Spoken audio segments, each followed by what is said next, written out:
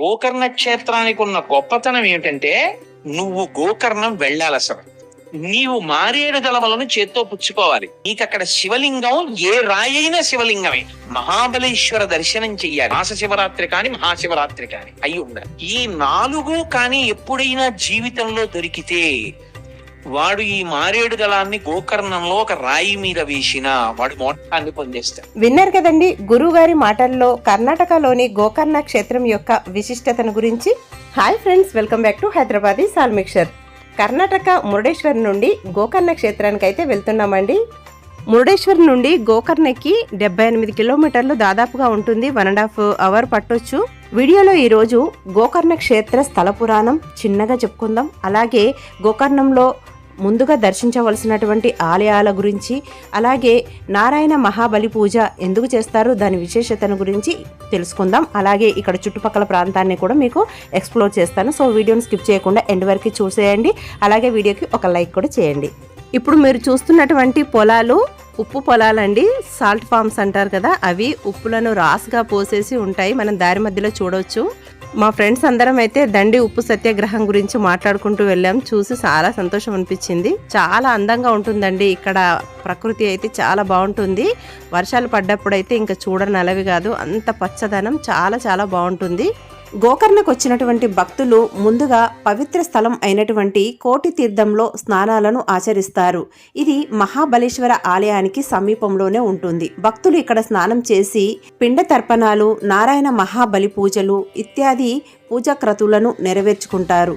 కోటి తీర్థం చుట్టూ అనేక చిన్న ఆలయాలు ఉండటం వల్ల ఈ ప్రాంతం చాలా ఆధ్యాత్మిక వాతావరణాన్ని కలిగి ఉంటుంది. ఈ మండపాలలోనే మనకు పూజలను అన్నీ కూడా ఇక్కడే నిర్వహిస్తూ ఉంటారు. మీకు కావలిస్తే ఈ ప్రదేశంలో కూడా మీకు రెంట్లకు అవైలబుల్గా ఉంటుంది. మీ బడ్జెట్ని బట్టి మీరు ఎంచుకోవచ్చు. కోటి తీర్థంలోనే కాకుండా దగ్గరలో ఉన్న అరేబియా సముద్రంలో కూడా కాళ్ళు చేతులు కడుక్కుంటారు. స్నానాలు కూడా చేసుకుని దర్శనానికి వెళ్తారు. పుణ్య స్నానాల తర్వాత ముందుగా దర్శించుకోవాల్సింది గోకర్ణ క్షేత్ర పాలకురాలైనటువంటి భద్రకాళి అమ్మవారిని. ఆ తర్వాత మహాగణపతి ఆలయం.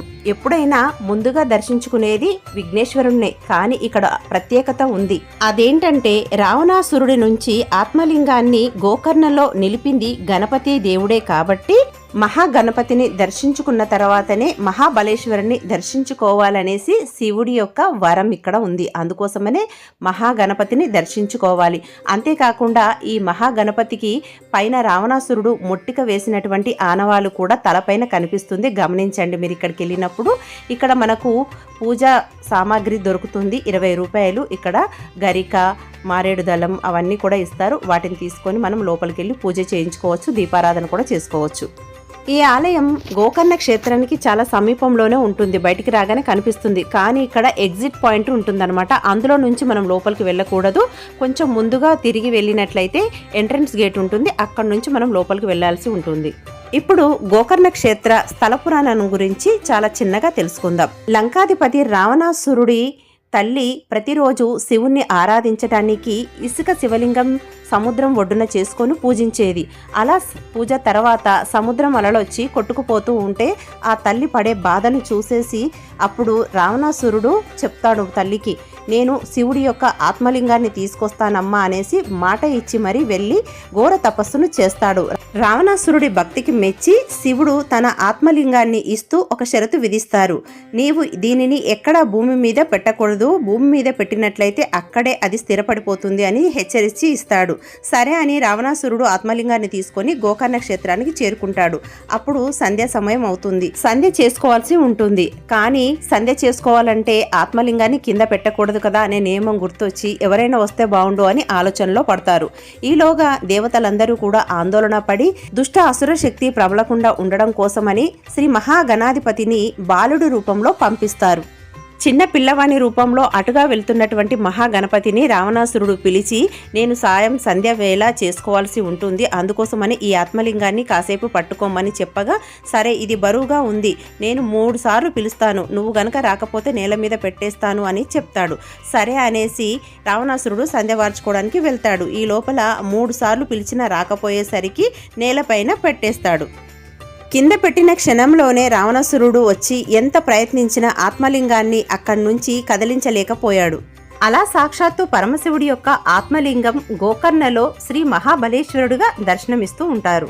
అయితే ఇంతకీ ఈ ప్రాంతానికి గోకర్ణ అని ఎందుకు పేరు వచ్చిందో తెలుసా అండి? గోకర్ణ అంటే గోవు చెవి అని అర్థం. అగనాసి మరియు గంగావతి అనే 2 నదుల మధ్య ఈ గోకర్ణ క్షేత్రం ఉంటుంది. ఈ 2 నదులు కలిసి గోవు చెవి ఆకారంలో మనకు కనిపిస్తుంది. అందుకే ఈ క్షేత్రం ఉన్న ప్లేస్ ని గోకర్ణ అని అంటారు. ఇక గోకర్ణ అనగానే గుర్తొచ్చేది నారాయణ మహాబలి పూజ.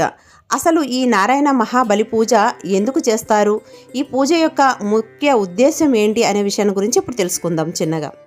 మన హైందవ హిందూ సాంప్రదాయంలో మరణించిన వారి ఆత్మశాంతి కోసం కొన్ని రకాల పితృకర్మలను నిర్వహిస్తారు. అందులో నారాయణ మహాబలి పూజ ప్రత్యేకమైనది. ఎలా అంటే ఆకస్మిక మరణం అంటే యాక్సిడెంట్లో అలా చనిపోయిన వాళ్ళు, అసహజ మరణం వల్ల చిన్న వయసులో చనిపోయిన వారు, అలాగే గర్భవతులు చనిపోయినప్పుడు కొన్ని కారణాల వల్ల పితృకర్మలను సక్రమంగా చేయలేని వారికి, అలాంటి పితృదోషాలు ఉన్న వారికి కోసం అనేసి ఈ నారాయణ మహాబలి పూజ చేస్తూ ఉంటారు. ఇలా చేయటం వల్ల వారి ఆత్మకు శాంతి చేకూరి కుటుంబం పితృరుణం నుంచి విముక్తి పొంది పితృదేవతలకు స్వర్గప్రాప్తి కలుగుతుందని ప్రత్యేకంగా ఈ గోకర్ణ క్షేత్రంలో ఇటువంటి నారాయణ మహాబలి పూజను చేస్తూ ఉంటారు. అయితే ప్రతి ఒక్కరూ ఈ నారాయణ మహాబలి పూజ చేయించుకోవాలనేది నియమం ఏమీ లేదు. పితృదోషాలు ఉన్నాయి అని నిర్ధారణకు వచ్చిన తర్వాతనే ఈ పూజను చేయించుకోవాల్సి ఉంటుంది. ఇప్పుడు మనం గోకర్ణ క్షేత్రంలో ఉన్నామండి.